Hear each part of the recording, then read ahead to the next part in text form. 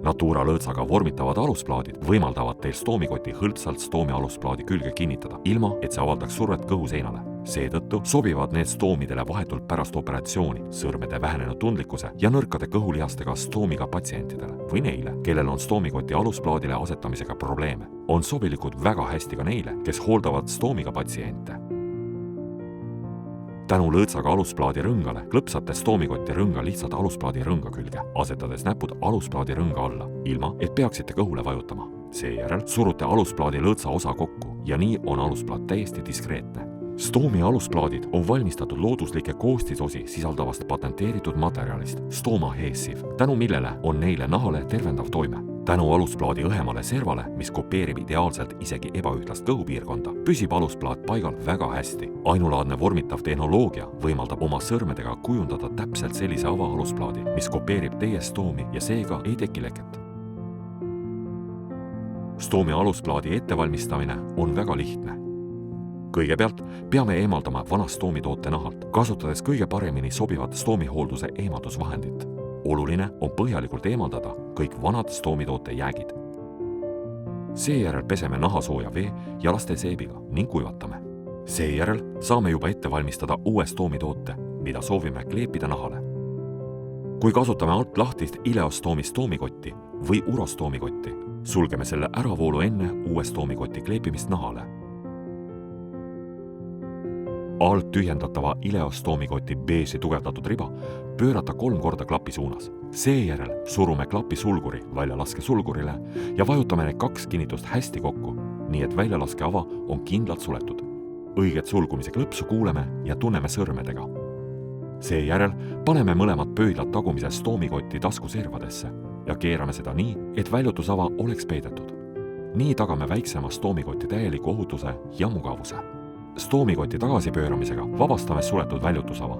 Klapi abil eraldame sulgurribad teineteisest ja vabastame äravoolu. Tugevdusribade surumisega teineteise vastu avame väljavoolu ja tühjendame stoomikoti. Seejärel puhastame stoomikoti väljutusava põhjalikult ja kuivatame. Enne taas sulgemist peab stoomikoti väljutusava olema puhas ja kuiv.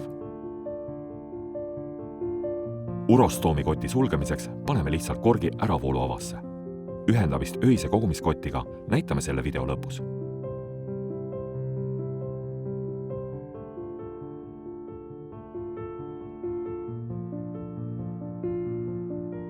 Eemaldada stoomi alusplaadi tagant läbipaistev kattekile ja asetada see kohakuti stoomiga.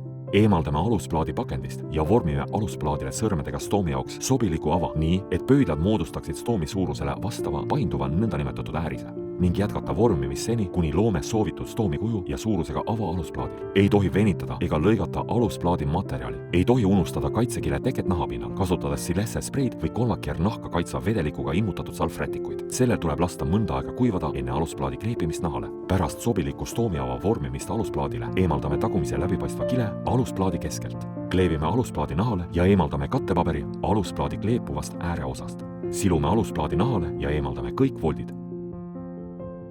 Seejärel surume alusplaadi keha külge ja hoiame seda umbes 30 sekundit, et see haakuks hästi kogu pinnaga. Pärast alusplaadi õige kleepuvuse kontrollimist paigaldame sobiva läbimõõduga stoomikotti. Stoomikotti hõlpsamaks kinnitamiseks võime stoomikotti ja alusplaadi rõngast veega niisutada. Õiget paigaldamist kinnitab iseloomulik klõps. Kontrollaken võimaldab meil kontrollida, kas oleme stoomihooldustooted paigaldanud õigesti ja samal ajal ka vajadusel igal ajal kontrollida oma stoomi olukorda ja stoomikoti sisu. Igas stoomikottide pakendis on kleebised.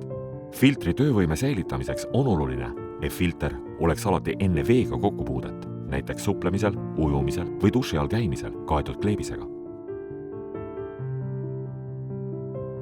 Kui stoomikott on kuivanud, eemaldame kleebise. Kaheosalisel stoomikotil on ka asad kinnitusrihma jaoks, mis tagavad selle kandmisel veelgi kindlama fikseerimise.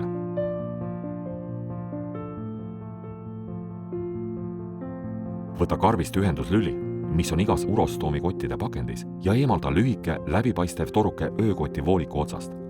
Kaasas olev valge otsaga ühenduslüli suruge urostoomikoti väljutusava otsa, kuuldes klõpsu. Ühenda urostoomi kogumiskott öökotiga.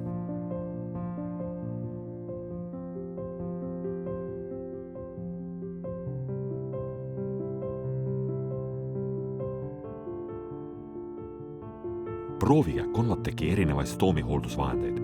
Helistage meie tasuta infoliinile 800 30 30.